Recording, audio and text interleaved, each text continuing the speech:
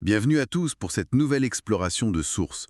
Aujourd'hui, on s'attaque à un sujet crucial en entreprise, la résolution de problèmes. On a deux documents pour nous guider. Une réflexion issue d'un podcast sur, disons, l'esprit de la résolution de problèmes, sa culture, et puis un guide très pratique. Oui, un guide sur comment savoir quand une méthode ne suffit plus. Notre but? Voir comment on peut aller au-delà des outils pour vraiment améliorer les choses. Alors, le point de départ, soulevé dans une de nos sources, c'est assez direct. Utiliser des méthodes comme l'A3, les 5 pourquoi, juste pour cocher des cases, ça ne marche pas vraiment. La différence fondamentale, c'est la culture. Voir un problème pas comme un truc à cacher ou à régler vite fait. Oui, mais plutôt comme une vraie chance d'apprendre. Collectivement, Exactement. Sans ça, les démarches restent un peu en surface, non? tout à fait. On applique la méthode, mais l'impact durable n'est pas là. D'accord. Alors, creusons un peu. Comment on relie cette idée de culture, qui est un peu abstraite, aux méthodes très concrètes du terrain? Une méthode qui revient tout le temps, c'est le 8D, ou 9S parfois. Le guide dit même qu'elle est super efficace, genre 90-95% des problèmes opérationnels courants. Oui, le 8D9S, c'est un peu le couteau suisse de la qualité, on peut dire.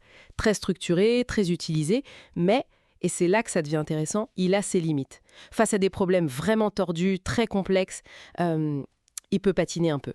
Il montre ses faiblesses. Voilà. Et c'est là qu'une autre approche peut prendre le relais. Une approche plus costaud sur l'analyse de données. Le DMAIC. Définir, mesurer, analyser, améliorer et contrôler. Ah, on y arrive. Le nerf de la guerre. Comment on sait? Quand est-ce qu'on se dit « Ok, le bon vieux 8D, là il suffit plus, faut passer au DMAIC », qui demande plus d'efforts, j'imagine. Exactement. Et c'est là que le guide pratique est utile. Il nous donne 5, disons, familles de signaux d'alerte. Des questions à se poser. D'accord, 5 signaux.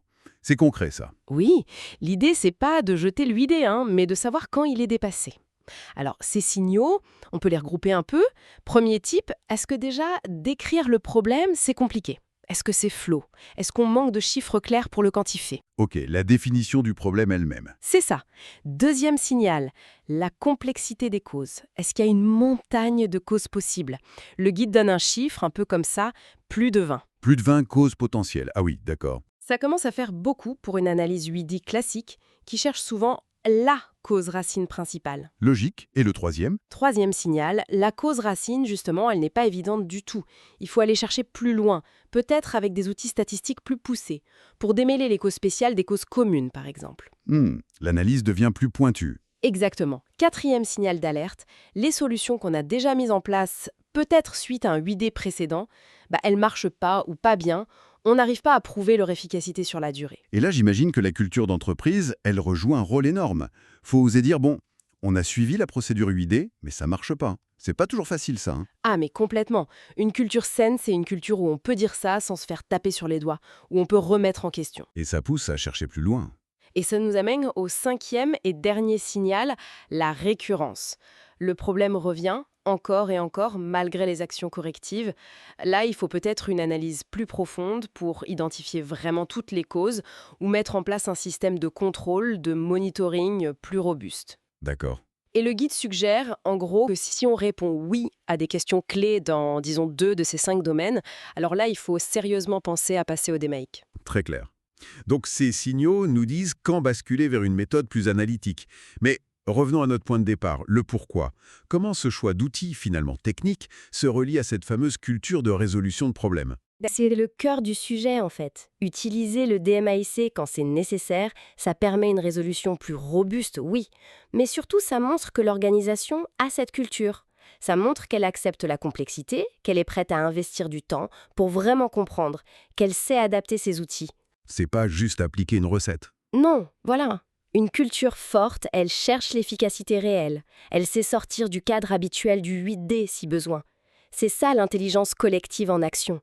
L'excellence, donc, c'est pas juste connaître les méthodes, c'est savoir quand et comment les utiliser avec discernement. C'est l'état d'esprit. C'est exactement ça. On peut voir 2 piliers. D'un côté, la culture qui valorise l'apprentissage par les problèmes.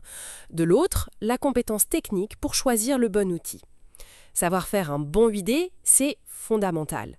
mais savoir reconnaître quand il ne suffit plus et avoir le courage et les compétences pour lancer un DMAIC qui est plus exigeant, c'est ça qui fait la différence sur le long terme. Ça m'amène à une dernière réflexion. On a vu quand changer d'outil. Mais la question qui reste, pour une organisation, c'est peut-être plus profond.